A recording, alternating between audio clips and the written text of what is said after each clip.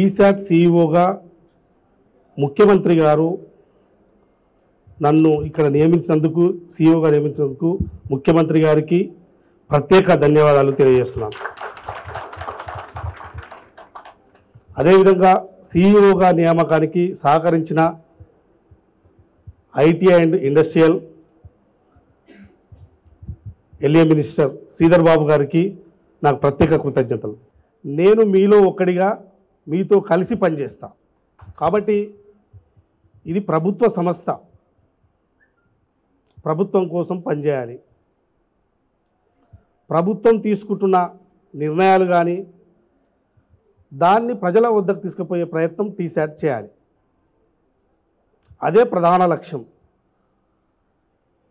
గతంలో ఉన్న సీఈఓ శైలేష్ రెడ్డి గారు కూడా వారికి నా యొక్క అభినందనలు. ఎందుకంటే వారిని కూడా నేను ఇన్వైట్ చేశాను, రండి అని ఇన్వైట్ చేశాను. సో టీశాట్ని ఈ స్థాయికి వాళ్ళు కూడా తీసుకొచ్చేందుకు,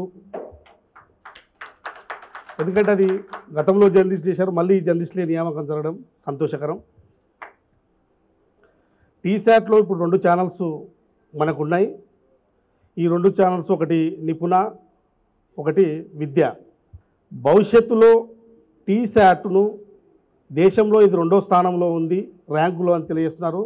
దీన్ని ఎట్టి పరిస్థితుల్లో మొదటి ర్యాంకు తీసుకుపోయే ప్రయత్నం మనం చేద్దాం. ప్రభుత్వం పూర్తి స్థాయిలో సహకరించడానికి సిద్ధంగా ఉంది. ముఖ్యమంత్రి గారికి మరింత టీశాట్ పైన ఇంట్రెస్ట్ ఉంది.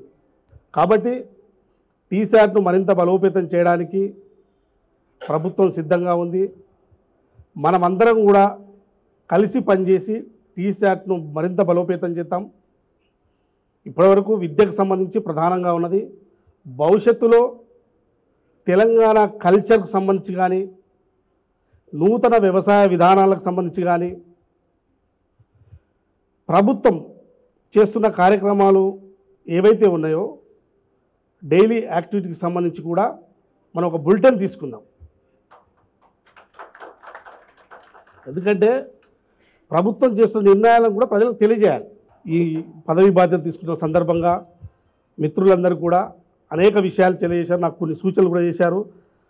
Especially press academy chairman Srinivas Reddy sir నాకు చాలా సూచనలు చేశారు. తప్పకుండా ఆ సూచనలు పాటిస్తాం. ప్రెస్ అకాడమీకి సంబంధించి, ఎందుకంటే ప్రెస్ అకాడమీ చేసే బాధ్యత కూడా చాలా పెద్దదే. జర్నలిస్టులకు సంబంధించి శిక్షణా కార్యక్రమాలు ఇవన్నీ నిర్వహిస్తుంటారు.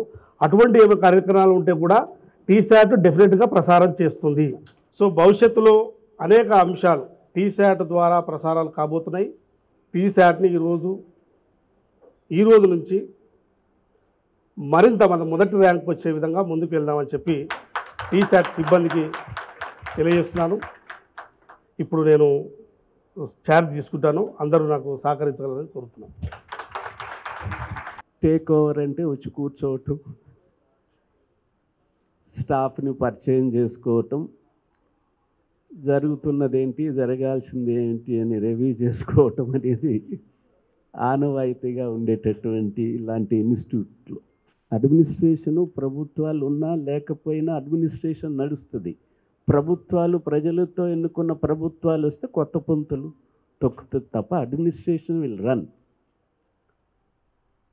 ఇప్పుడు దీన్ని నిర్వహించటంతో పాటు విస్తరించాలి. ఏ ఉద్దేశాల కొరకైతే దీన్ని ఏర్పాటు చేశారో ఆ లక్ష్యం నెరవేర్చట అనేది పెద్ద బాధ్యత వేణు మీద ఉంది. ఆ లక్ష్యాల్లో నిరుద్యోగులకు కాంపిటేటివ్ ఎగ్జామినేషన్స్కి సిద్ధం చేయటంతో పాటు పిల్లలకు, పాఠశాల విద్యార్థులకి అందని అంశాలు బోధించటంతో పాటు నేను విస్తరించాలని చెప్పి కోరుతున్నాను సీఈఓ వేణుగోపాల్ రెడ్డి గారిని. ఇది సక్సెస్ రేటు సంపాదించి అనేక అంశాలు ఉన్నాయి. పర్టికులర్గా రైతాంగానికి సంబంధించి, గ్రామీణ ప్రాంతానికి సంబంధించి, వైద్యానికి సంబంధించి ఈ అంశాలలోకి టీశాట్ నేను ఒక ప్రజా media is education, entertainment and information to the people.